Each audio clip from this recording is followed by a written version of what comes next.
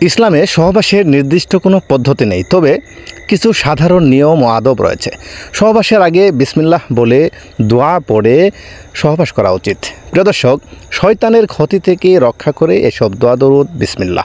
এছাড়া কিছু নির্দিষ্ট সময়ে সহবাস নিষিদ্ধ রয়েছে, যেমন রমজানের দিনে, হজ বা উমরার এহরাম অবস্থায় এবং মহিলাদের হায়েজ বা নেফাস অবস্থায়। প্রিয় দর্শক, এই সময়ে সহবাস করা আল্লাহ সুবহানাহু ওয়া তাআলা সম্পূর্ণভাবে নিষেধ করেছেন। সহবাসের আগে আবেগ ও ভালোবাসা প্রকাশ করা এবং একে অপরের প্রতি শ্রদ্ধাশীল হওয়া খুবই গুরুত্বপূর্ণ। দর্শকবৃন্দ, সহবাসের নিষিদ্ধ সময়ের মধ্যে রমজানের দিনের বেলায় সহবাস করা নিষেধ, কেননা আপনি যদি রমজানে রোজা থাকা অবস্থায় সহবাস করেন রোজা ভেঙে যাবে। এর জন্য ফরজ রোজা থাকা অবস্থায় বা যে কোনো রোজা থাকা অবস্থায় আপনাকে স্ত্রীর সাথে সহবাস করা নিষেধ করেছেন আল্লাহ সুবহানাহু ওয়া তাআলা।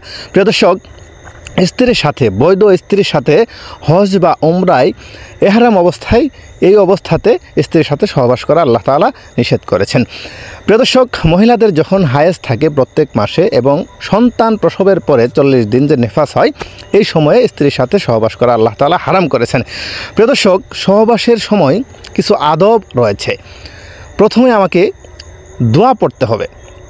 সহবাসের আগে দোয়া পড়া উচিত, যাতে শয়তান কোনো ক্ষতি করতে না পারে। ওই সহবাসে যদি কোনো সন্তান হয়, যাতে ওই সন্তান নেক সন্তান হয়। আমরা যদি দোয়া পড়ে সহবাস করি তাহলে কিন্তু আমাদের ভালো সন্তান হবে।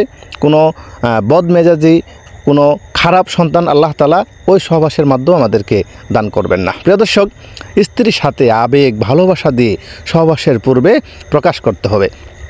স্বাচ্ছন্দ্য থাকতে হবে। যে কোনো উপায়ে সহবাস করা যাবে, যা স্বামী স্ত্রী উভয়ের জন্য আনন্দদায়ক। প্রিয় দর্শক, কিছু পদ্ধতি ইসলামে নিষিদ্ধ রয়েছে, যেমন পশুকামিতা বা পায়ু সঙ্গম। এটা আল্লাহ তাআলা জঘন্যভাবে নিষেধ করেছেন, পায়ুপথে সহবাস করা।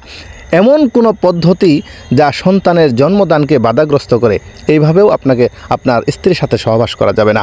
প্রিয় দর্শক, একটা সতর্কবাণী হচ্ছে, যদি স্বামী উপরে থাকে এবং স্ত্রী নিচে থাকে, তবে এটি সন্তানের জন্মদানকে সহজ করে। আর আপনি যেভাবে ইচ্ছা আপনি সহবাস করতে পারবেন, এই বিষয়ে ইসলামে কোনো বাধা নিষেধ নেই। প্রিয় দর্শক, এই ছিল আজকের আলোচনা। আশা করি আমাদের ভিডিওটি আপনাদের কাছে ভালো লেগেছে। আজকের মতো বিদায় নিচ্ছি। সবাই ভালো থাকুন, সুস্থ থাকুন। আসসালামু আলাইকুম।